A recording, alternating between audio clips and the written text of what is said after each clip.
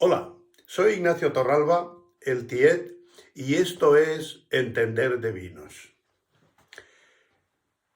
Para servir bien un vino no hacen falta muchas cosas. Es relativamente fácil abrir una botella y servir el vino en un vaso o en una copa. Pero otra cosa es hacerlo correctamente, hacerlo bien. Es fácil conducir un coche, pero lo que ya no es tan fácil es respetar todas las normas de tráfico para conducir de una manera correcta. Por lo tanto, vamos a ver las condiciones que tienen que darse para que el servicio de un vino pueda ser calificado de correcto. Hay que empezar, lógicamente, por elegir una botella. No se puede tener ya la botella encima de la mesa y decir, vamos a beber esta botella porque estaba aquí. No. Se trata de saber, en primer lugar, con quién vamos a beber esa botella. Si es gente experta en vinos, si es gente inexperta o si son medio pensionistas. Tenemos que saber si vamos a colocar un vino sencillo, un vino fácil, para que la gente lo entienda y lo pueda disfrutar, o vamos a colocar un vino de una cierta dificultad, con unos taninos más recios, o con una estructura y un perfil aromático que sea más difícil de interpretar. Vamos a elegir el vino que sea lo más adecuado posible para hacer del consumo de esa botella una experiencia placentera. Lo primero que habrá que hacer será elegir la botella. Elegir la botella se puede hacer yendo al sitio donde tienes las botellas y mirar si alguna de ellas es la adecuada, o si encuentras, sobre todo cuando hay a partir de una cierta cantidad de botellas, si encuentras la botella que debe ser la idónea. Habrá que elegir la botella. Normalmente, si lleva un tiempo en la bodega, tendrá polvo. Habrá que mirar en qué condiciones está, si la botella está bien de capacidad, si está llena o ha perdido, cómo se encuentra de estado la etiqueta, cómo se encuentra la botella. Esta botella habrá que adecentarla, habrá que limpiarla, dándole los mínimos movimientos posibles, porque es más que probable que al ser una botella que lleve bastante tiempo en la bodega, tenga algo de pozo. Por lo tanto, movimientos los menos posibles. Para eso es preferible tener en cuenta la siguiente observación. Se trata de programas de control de la bodega donde podemos tener anotadas todas las botellas que tenemos en la bodega y de esta manera poder elegir la que nos convenga. Normalmente nos da una cierta información que podemos seleccionar pasando las botellas y evitando con esto tener que remover las botellas demasiado en la estantería, lo cual, si tiene alguna pequeña cantidad de pozo, lo vamos a remover y nos va a dificultar por lo menos el consumo. Una vez que tenemos el vino, se trata de elegir la copa adecuada para ese vino. En el caso de que vayamos a tomar un vino sutil, delicado, aromático, tenemos la copa tipo Borgoña, una copa que es un poco más baja, más abierta y que va muy bien para desprender ese tipo de aromas. En cambio, Si vamos a tomar un vino más poderoso, más potente, más joven, un Cabernet Sauvignon de pocos años, tenemos que darle una copa con una capacidad amplia que nos pueda desarrollar bien los aromas en esa cámara de aire importante que le queda después de la superficie del vino. Siempre hay que recordar de no servir más de un tercio. En realidad es poco más de 2 dedos lo que se debe servir en la copa, aunque ésta sea un poco grande. Para los vinos blancos es preferible una copa de tamaño más moderado, de un perfil estilizado como este. Estos son copas Riedel, son unas copas que dan muy buen resultado desde el punto de vista de ayudar al vino a expresarse aromáticamente. O sea que esta copa es ideal para los blancos y rosados. Para los espumosos, tipo cava, champán, etc., hace mucho tiempo se utilizaba la llamada copa Pompadour. La copa Pompadour parece ser que, dice la leyenda, que la mandó a hacer Luis XV con la medida del pecho izquierdo de René Poisson, que era Madame Pompadour, una de las cortesanas que tenía el rey Luis XV. Pero es una copa que deja escapar muy rápidamente los aromas y, a pesar de que tiene cierto encanto y da cierto aire de fiesta y de tradición, es mucho más adecuada la copa alta tipo flauta. Después de la copa flauta se ha impuesto bastante más la copa llamada tulipa. Se llama tulipa porque tiene esta forma parecida a un tulipán. Cierra un poco más por la parte alta y concentra un poco más los aromas. De la misma manera deja desarrollarse mucho mejor la subida de las burbujas del vino espumoso. Hay otro tipo, quizá un poquito más reducido, que esta concretamente es la copa que hacen del champán Tétanger.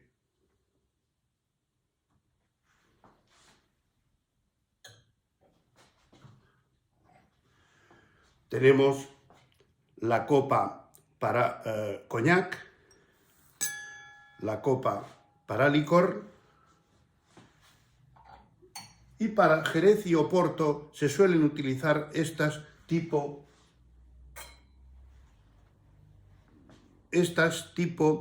catavinos, pero quizá de un poquito más tamaño que la llamada Hinao o Afnor. Para destilados y coñac hay quien sigue prefiriendo la clásica copa de balón, pero personalmente yo me inclino más por la anterior, la llamada copa Génesis. Una vez elegida la copa y la botella, un detalle importante es comprobar que la botella está a la temperatura ideal para servirlo. En este caso se trata de un tinto que acabamos de sacar de la bodega. Para eso es conveniente un termómetro que mide la temperatura exterior. Hay estos termómetros que son una especie de abrazadera que se coloca en la botella y, sin necesidad de abrirla, nos da en una especie de display la temperatura exterior. En este caso es una botella que está sobre los 16 grados de temperatura. Vamos a proceder a la apertura. Antes de ello es conveniente prepararse para lo que llamaríamos la ceremonia de la apertura. En esa ceremonia hay un protagonista y el protagonista no es quien abre la botella. El protagonista es la propia botella. Hay que crear un poco de expectación.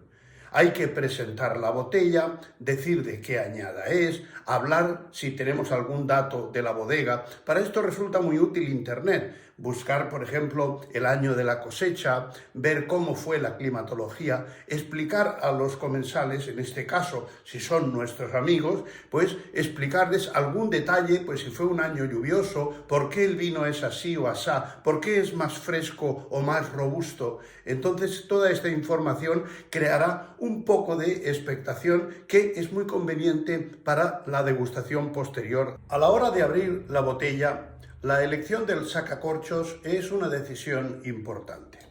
Hay dos sacacorchos básicos.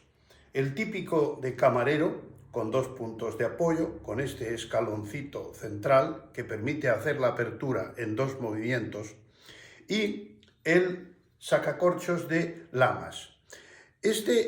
Hay que tenerlo siempre a mano porque es imprescindible en caso de corchos que tienen ya una cierta edad y nos pueden dar algún problema. A veces el corcho lo apretamos, le hacemos la prueba para ver si está en más o menos buenas condiciones y el corcho responde, ofrece resistencia y el corcho tiene una situación sólida. Pero el interior del corcho puede estar en unas condiciones no tan favorables. Por lo tanto, es posible que al introducir el tirabuzón del sacacorchos nos salga lo que se llama un churro, un tirabuzón. Entonces nos queda el corcho con un agujero en el centro y además cae todo ese serrín del corcho, cae al vino y entonces organizamos un pequeño zapatiesto.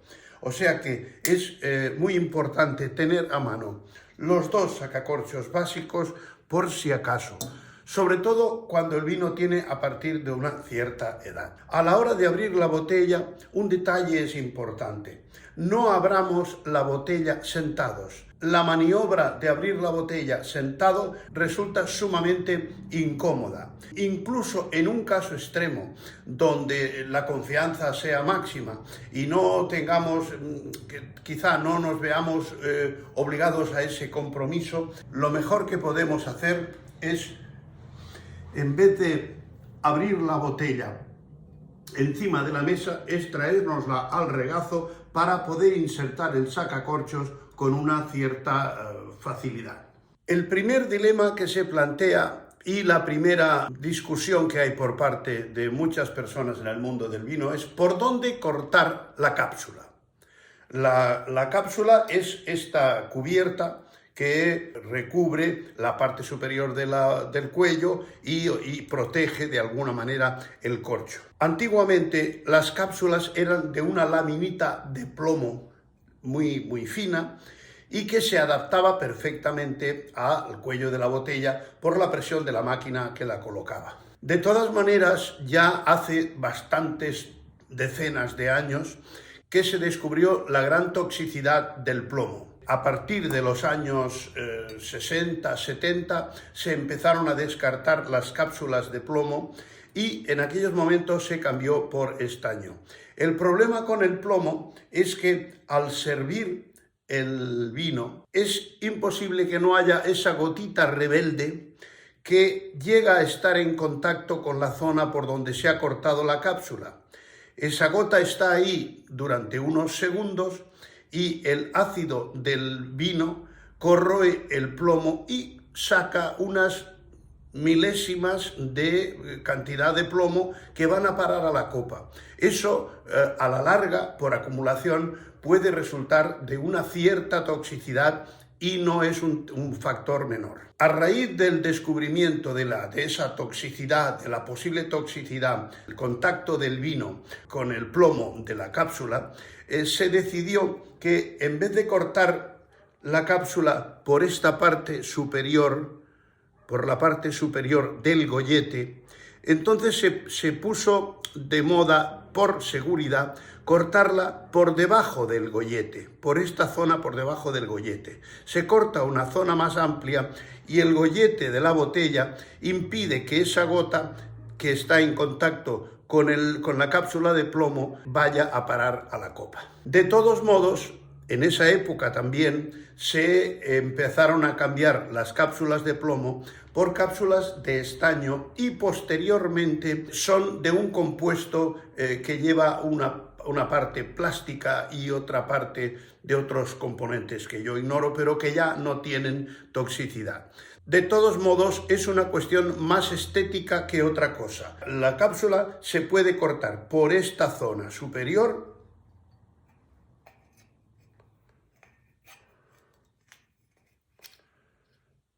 con lo que sale una laminita fina, o se puede cortar por debajo del gollete. Es una cuestión puramente estética. Repito que el origen de esa diferencia de corte se trataba de evitar el contacto del vino con el plomo de la cápsula. Ahora no es un factor a tener en cuenta, es un factor puramente estético. En el restaurante, el camarero o el sommelier tiene habitualmente un delantal o un bolsillo donde colocar esta cápsula para que no estorbe en la mesa. Si la apertura se hace en una reunión de familia o amigos, se puede dejar incluso en el mantel o en un platito pequeño, de esos platitos de taza de café, que también puede contener el corcho por si alguien quiere revisarlo, además de la revisión que hace la persona que abre la botella. Para introducir el tirabuzón del sacacorchos en la botella, el tirabuzón ya viene de una forma que para los diestros nos queda el pincho a favor de mano. Entonces es muy fácil insertar el pincho en el centro del corcho. A partir de ahí poner el sacacorchos en posición vertical e irle dando vueltas suavemente, hasta que pueda llegar a apoyarse el primer escalón del sacacorchos. Entonces damos un pequeño tirón y a continuación apoyamos el otro escalón. El corcho tiene que subir completamente vertical, como si subiera en un ascensor. Es muy frecuente, incluso en profesionales de la restauración, ver sacar el corcho y al tirar describir una curva. Esa es la mejor manera de romper el corcho.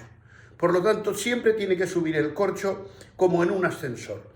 Cuando vemos que al corcho le falta como medio centímetro para salir, lo más práctico para evitar ese famoso chop de la salida del corcho de la botella es coger corcho y sacacorchos y con la mano hacer un suave movimiento giratorio y entonces se acaba de extraer sin necesidad del famoso chop. Supongamos que nos encontramos ante una botella de cierta edad, hablo de más de 10-12 años, desde luego a partir de esa edad, necesitaremos recurrir al sacacorchos de lamas. Si os fijáis, tiene dos lamas, una es un poquito más corta y la otra es un poquito más larga. Se trata de introducir por un lateral la lama más larga, introducirla suavemente y a continuación la corta justo por enfrente. Ir haciendo un poco la forma de vaivén para que las lamas vayan penetrando. Si empujamos las dos al mismo tiempo, el corcho se nos irá para adentro, pero si lo hacemos de esta manera, a izquierda y derecha, el sacacorchos llega a introducirse totalmente. Entonces la primera maniobra es hacer un pequeño giro sin tirar de él. Una vez que el corcho ha girado, porque hay una cierta adherencia por el tiempo que han estado en contacto, hay una cierta adherencia entre el corcho y la botella de cristal. Entonces se va girando suavemente y tirando del corcho, que va saliendo de una manera fácil. Y normalmente, aunque el corcho esté delicado, no llega a romperse. Cuando lo tenemos ya la mayor parte fuera, es cuestión de cogerlo con la mano y suavemente sacarlo. ¿Veis? El corcho sale en perfectas condiciones, incluso si se trata de un corcho relativamente viejo. Una vez abierta la botella, hemos de tomar la decisión de si servimos directamente de la botella, trasvasamos o decantamos. El trasvase o la decantación depende del estado en que encontremos el vino y de la información previa que tengamos del mismo. Depende de la edad que tenga la botella y de lo que probemos en el vino al servir una pequeña cantidad, oler y probar.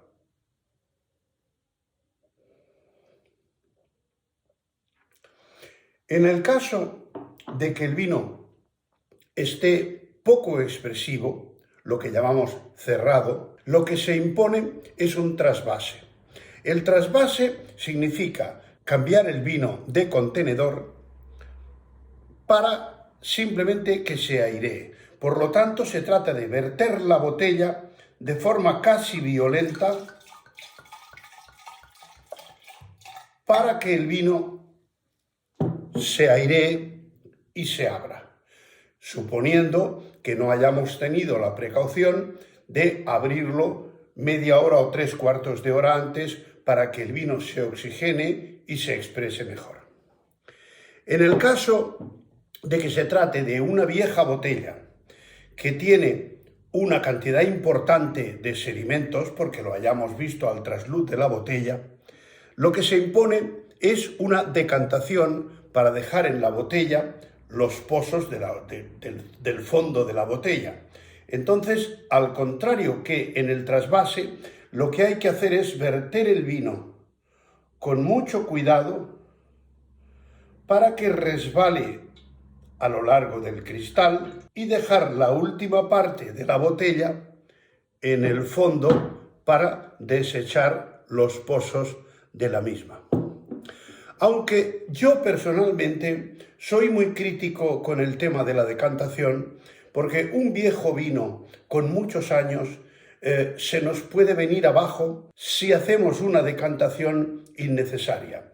Porque a pesar de que lo hagamos con mucho cuidado, el vino va a tener un importante contacto con el oxígeno. Y eso puede hacer que ese vino que tiene 20, 30, 40 años se nos va a venir abajo y en 10 minutos o 1/4 de hora no va a ser ni la sombra de lo que fue.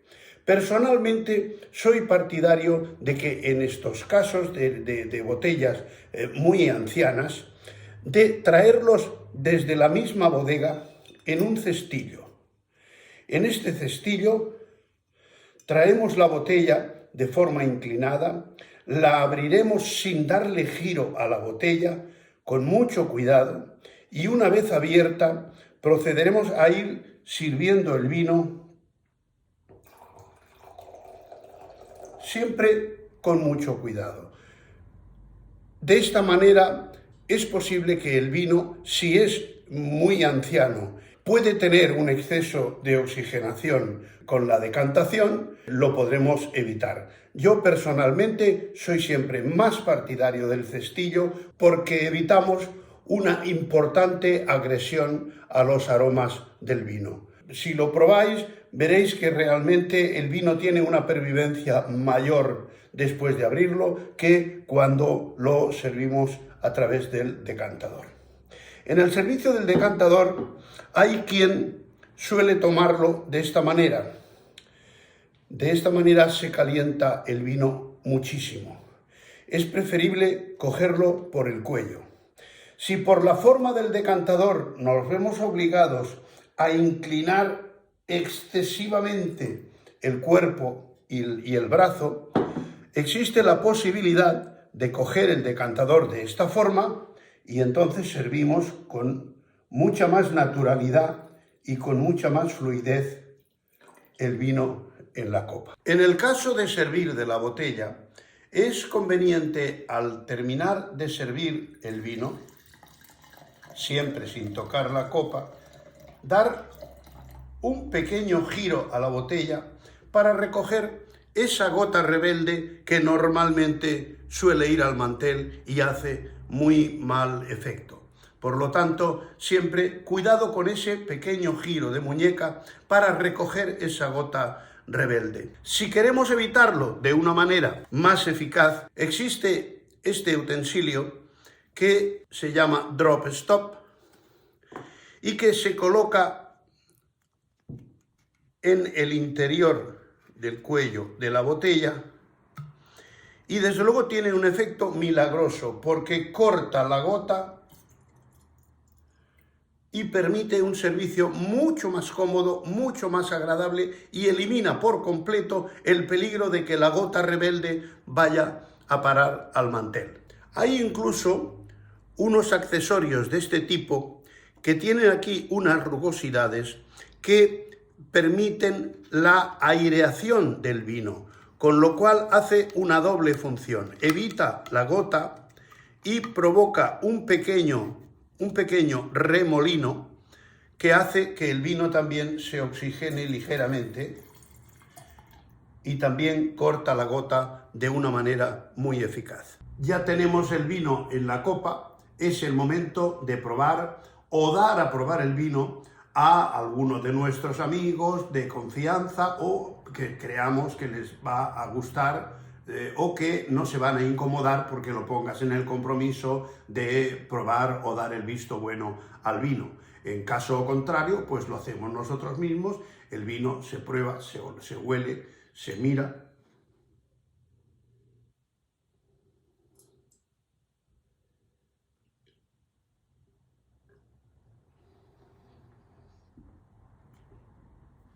Un sorbo generoso, olvidaros de los sorbos de pájaro, hay que hacer un sorbo generoso que llene la boca, que difunda todos sus sabores a través de las papilas gustativas y nos dé una información clara de cuál es el estado de este vino.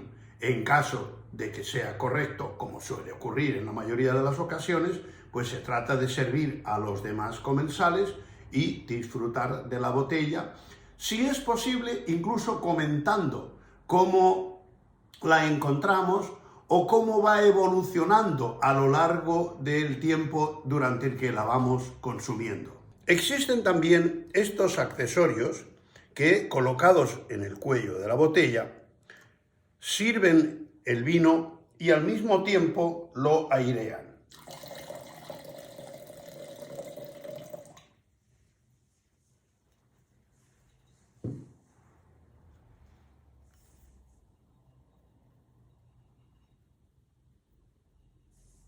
Es importante, en el caso de copas, como es el caso de esta, que es de un tamaño considerable, servir una cantidad no más allá de 2 dedos de grueso, porque si no corremos el riesgo de que en 4 comensales gastemos la botella. Hay que poner poca cantidad para que todos los comensales puedan degustar de la misma botella. En el caso de que lo que se sirva sea un vino espumoso, un cava o un champán, normalmente la copa se llena un poco más. Generalmente lo aconsejable es llenarla a 2/3 partes de su capacidad. Cuando se ha descorchado la botella, es importante examinar o dar a examinar el corcho. Yo siempre he creído que no tiene mucho sentido en la típica olfacción del corcho.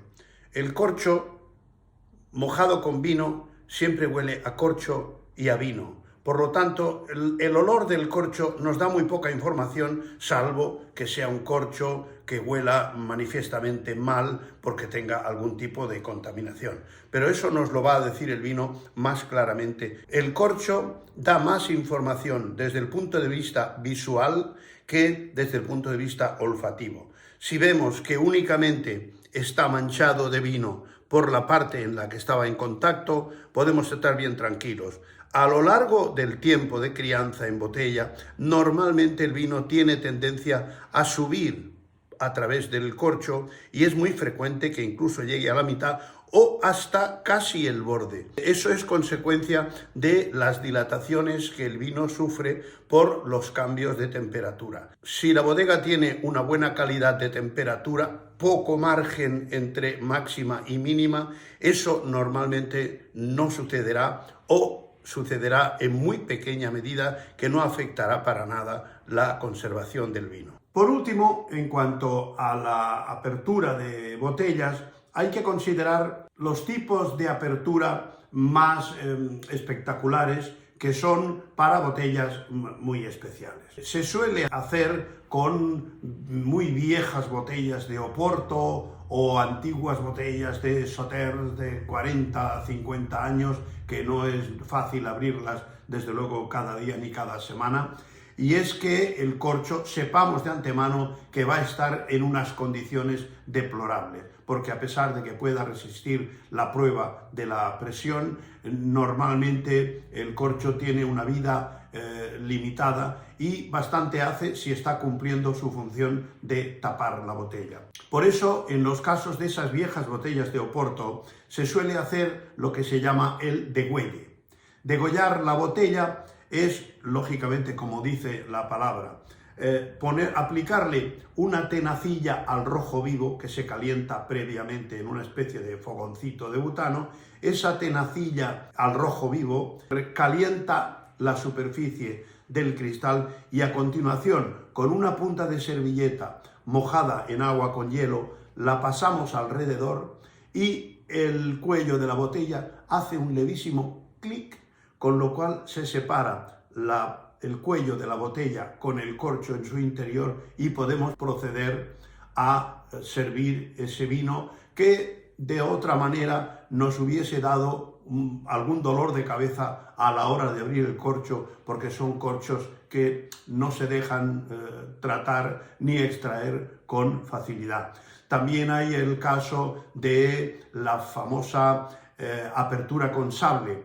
Esto es una costumbre que parece ser que adquirieron los soldados napoleónicos cuando iban a celebrar que habían ganado una batalla. Entonces iban a unas cavas de champán donde les invitaban y con el sable daban un golpe al gollete de la botella y saltaba el cuello de la botella y el tapón. Es una forma de servicio muy festiva y un tanto folclórica que tiene, digamos, la ventaja, entre comillas, de que ese corcho junto con el cuello de la botella de cristal le podemos poner la fecha y guardarlo si se trata de un acontecimiento, de un aniversario especial, y en aquellas vitrinas, pequeños recuerdos que luego nadie sabe dónde colocar, pues lo podemos poner como recuerdo de aquel aniversario, de aquellas bodas de oro o de aquel nacimiento que se celebró con esa botella de forma festiva.